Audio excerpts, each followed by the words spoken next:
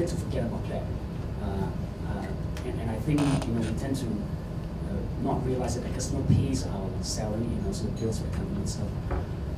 Communicating that, particularly if you are looking at and executing a workforce reduction program that affects the sales organization, maybe you also need to make sure that the remaining employees, there is a set of communication keys that you may want to begin to communicate with your key customers. Because for them, the customers may see differently. They may see that there is a sense of no faith of the current team to continue on the relationship with the customer itself. So again, that affects the overall result together. The last one that I would think that will take place as well is managing the emotions of the person that's receiving that letter of notification. That is definitely key.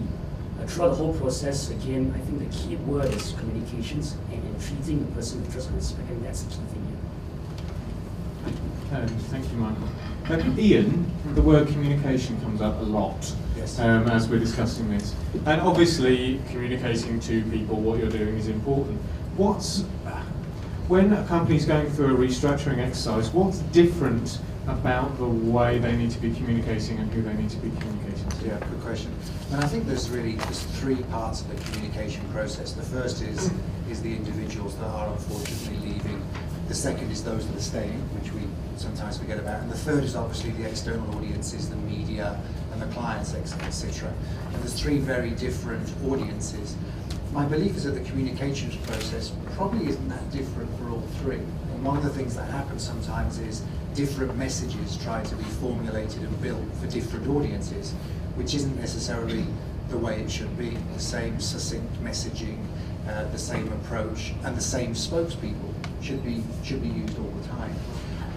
And I think a few select individuals that can really comment on that.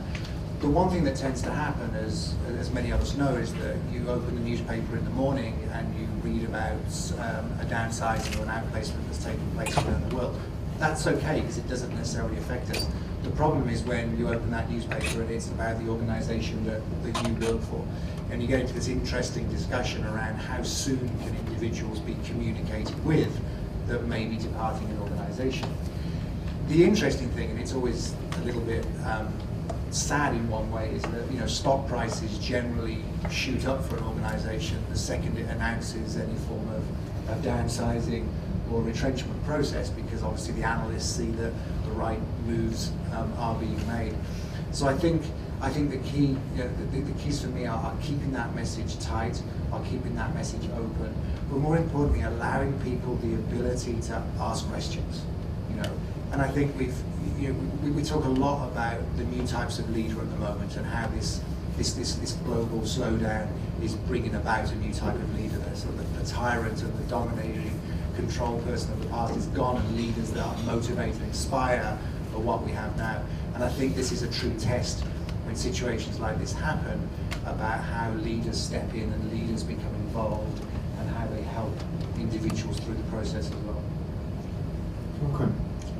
So the thing that stands out for me is the thing of what you were saying about the same message and the same people.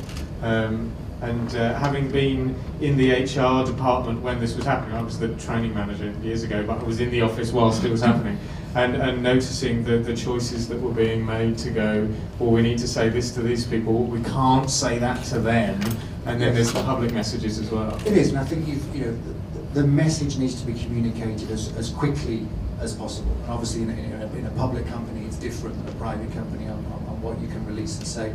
But that information has got to be given as much as possible. And obviously in a number of different ways as well, where you've got something that's very specific and is written down, is communicated. But you also want that town hall environment where people have the ability to hear news and understand and be able to ask questions as well. And I think that's incredibly important. But just, there's a lot of discussions around, should it be human resources that makes the announcement? Should it be the senior leaders? Should it be, public relations, communications? I mean, it should be all of them, and there should be a very strong strategy.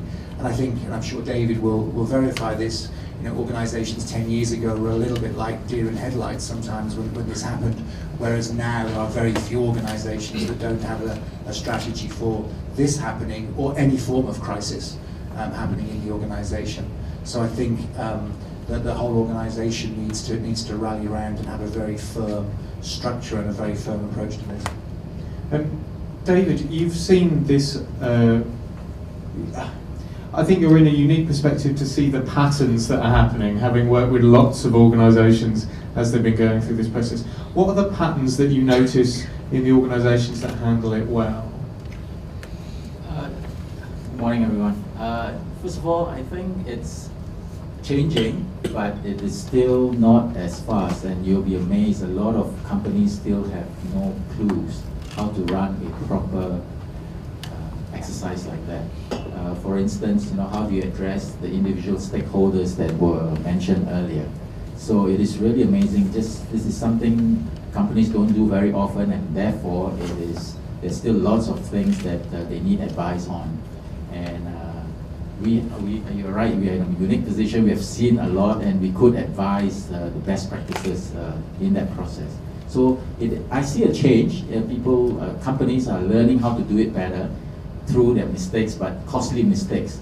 So if they want to do an exercise like that, very often it's supposed to cut costs as one of the, but in the end it is more damage than harm. So we would advise, if you want to do an exercise like that, do it the proper way. Otherwise it's worse off sometimes. And can you give us a little bit, share us a bit of advice about what the proper way is? It's really very wide area. I mean, for example, even the planning session, they don't put much thought into planning, and they say, okay, headquarters is doing it. They told us, they gave us some idea how to do it, and we'll do it with very little or limited knowledge.